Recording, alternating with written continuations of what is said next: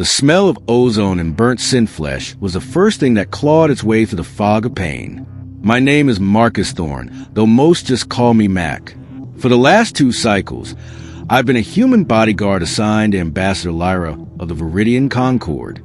My job: keep her alive, keep her safe, and for the love of all that's holy, keep my mouth shut.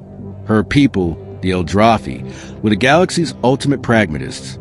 Every action, every word, every breath was meticulously calculated, guided by a labyrinthine set of protocols designed for optimal societal stability. Emotions, particularly the messy, unpredictable humankind, were an inefficient waste of energy. Lyra herself was the epitome of this philosophy. Her skin, a flawless, iridescent cerulean, shimmered faintly under the artificial lights of the intergalactic summit. Her long, pointed ears were adorned with intricate silver filigree that matched the delicate tracery on her high cheekbones.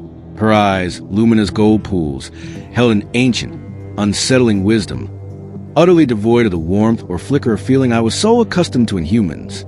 She moved with an alien grace, every gesture precise, every word a perfectly articulated data packet. She was beautiful in a terrifying, sculpted, utterly unapproachable way. We were deep in the crystalline heart of the XY Lothian neutral zone, a diplomatic summit to end centuries of Cold War between the Concord and the burgeoning Cthar hegemony. The air crackled with tension, thick enough to chew. Every shadow felt like a threat, every casual glance a potential harbinger of violence. My 6-person human security detail, a mix of ex-military and former corporate muscle, formed a silent, disciplined perimeter around the ambassador. Ambassador, I murmured, my voice a low rumble through my comms unit. The Cthar delegation's body language is shifting. Elevated physiological markers recommend heightened vigilance. Lyra, who had been engaged in precise, logical discourse with a delegate from the Krillian Collective, didn't even twitch. Acknowledged Commander Thorne. Their projected intent remains within acceptable parameters for aggressive negotiation. I clenched my jaw. Her people's data algorithms were flawless, but they lacked human intuition, the gut feeling that screamed when cold logic faltered. And my gut was screaming. Then came the impact.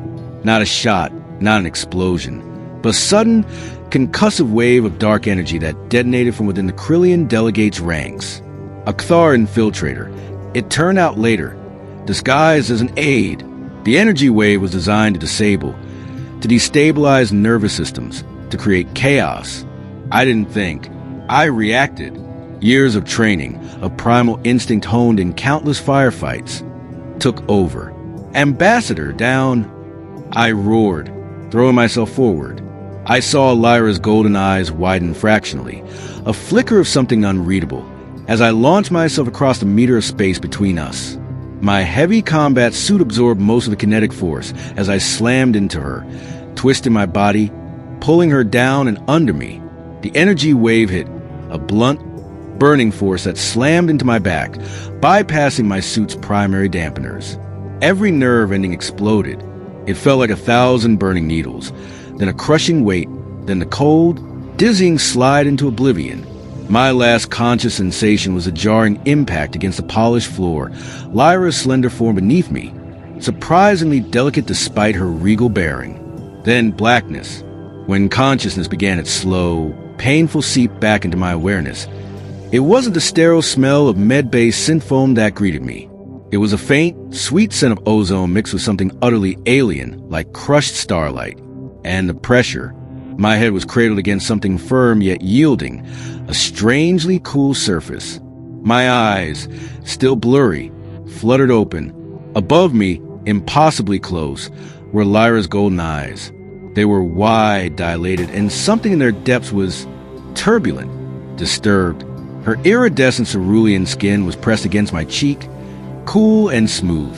My comms unit was offline, but I heard a faint, distressed trill, a sound I'd never heard from an Eldrathi.